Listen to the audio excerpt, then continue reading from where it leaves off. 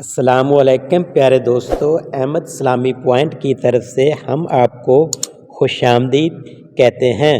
اسلامی معلومات، واقعات، کہانیوں کے لیے ہمارے چینل کو سبسکرائب کریں۔ اعوذ باللہ من الشیطان الرجیم، بسم اللہ الرحمن الرحیم۔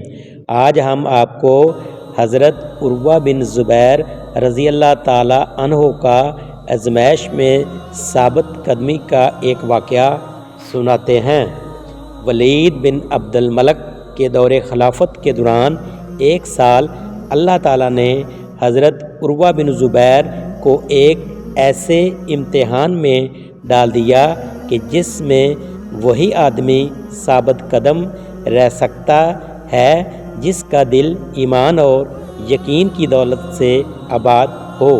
ہوا یوں کہ امیر المومنین ولید بن عبد الملک نے حضرت عروہ بن زبیر کو دمشق آنے کی دعوت دی تاکہ ملاقات اور زیارت ہو سکے۔ انہوں نے دعوت قبول کر لی اور اپنے ساتھ اپنے بڑے بیٹے کو لے کر دمشق پہنچ گئے۔ جب امیر المومنین کے پاس پہنچے تو انہوں نے بڑا شاندار استقبال کیا اور شاہی مہمان کی طرح ان کی عزت کی گئی۔ پھر اس کے بعد خدا کی مرضی سے ایک ایسا حادثہ پیش آیا جو کسی کے وہم و گمان میں بھی نہ تھا۔ واقعہ اس طرح پیش آیا کہ حضرت عروہ کا بیٹا ولید بن عبد الملک کے استبل کی طرف گیا۔ یہاں گھوڑے اور دوسرے قیمتی جانور رکھے گئے تھے تاکہ کسی طرح عمدہ گھوڑے کو سواری کے لیے منتخب کر لے۔ وہاں استبل میں ان کو ایک گھوڑے نے ایسی لات ماری کہ وہ ان کے لیے جان لیوا ثابت ہوئی اور ان کی موت ہو گئی، اور ابھی غمزدہ والد نے بیٹے کی قبر کی مٹی سے ہاتھ بھی نہیں جاڑے تھے کہ ان کے ایک پاؤں میں ایک خطرناک پھوڑا نکل آیا جس نے ان کے پاؤں کو کھوکھلا کرنا شروع کر دیا۔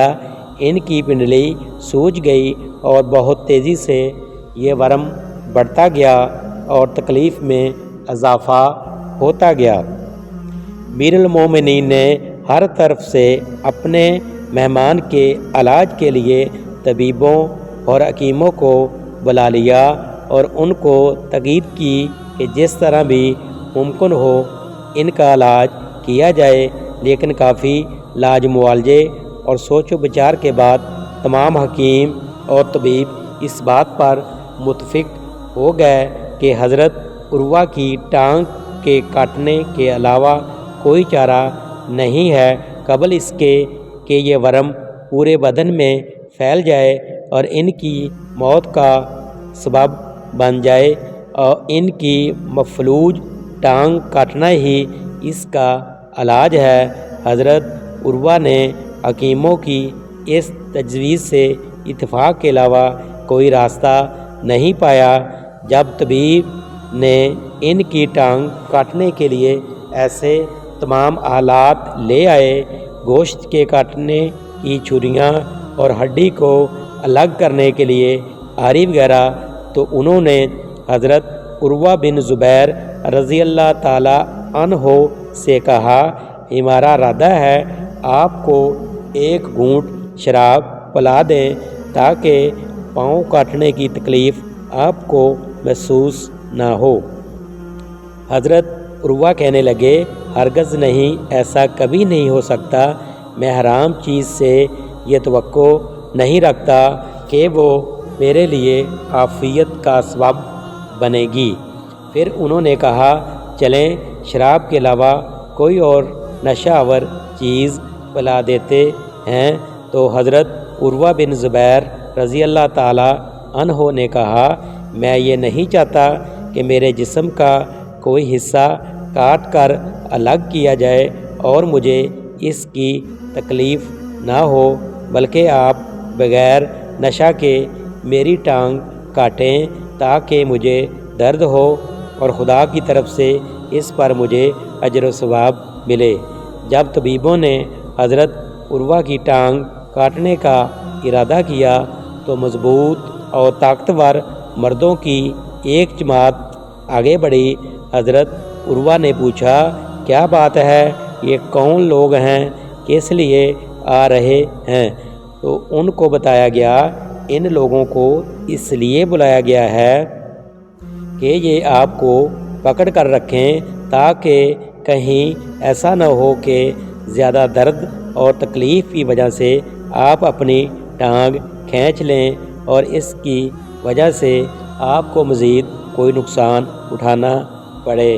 یہ سن کر حضرت عروہ بن زبیر رضی اللہ تعالی عنہ نے کہا، ان لوگوں کو واپس کر دو، مجھے ان کی ضرورت نہیں، مجھے امید ہے کہ میں ذکر اور تسبیح ہی میرے لیے کافی ہے، اور جب تک میں ذکر میں مشغول رہوں گا ایسی کوئی نوبت نہیں آئے گی کہ مجھے پکڑنے کی ضرورت نہیں ہے، میں اللہ تعالیٰ کے ذکر میں مصروف رہوں گا۔ پھر طبیب نے کینچی سے گوشت کاٹنا شروع کیا، چھری سے ٹانگ کو کاٹنے کی کوشش کی، چھری نے ٹانگ کو نہ کاٹا تو پھر ٹانگ کو آری سے کاٹا گیا اور ہڈی پر آری رکھ کر چلانے لگے اور ہڈی کو کاٹتے رہے، جب کہ حضرت عروہ بن زبیر رضی اللہ تعالیٰ عنہ مسلسل کلمہ طیبہ اور تکبیر کہتے رہے، اللہ اکبر کہتے رہے۔ طبیب آری سے ہڈی کاٹتے رہے، حضرت عروہ اللہ اکبر لا الہ الا اللہ کہتے رہے، یہاں تک کہ پنڈلی کٹ کر الگ ہو گئی۔ پھر لوہے کی ایک کڑاہی میں تیل کو ابالا گیا اور حضرت عروہ کی زخمی ٹانگ کو اس میں ڈبو دیا گیا تاکہ وہ ابلتا ہوا خون رک جائے۔ اس کے بعد حضرت عروہ کافی دیر بے ہوش رہے اور اس دن بے ہوشی کی وجہ سے وہ قرآن مجید کا اتنا حصہ تلاوت نہ کر سکے جو ان کے روزانہ کی ترتیب تھی۔ حضرت عروہ رضی اللہ تعالیٰ عنہ اللہ تعالیٰ کی آزمائش میں کامیاب رہے۔ اللہ اکبر اللہ اکبر۔ اللہ تعالیٰ نے حضرت عروہ کو اپنی آزمائش میں کامیاب پایا۔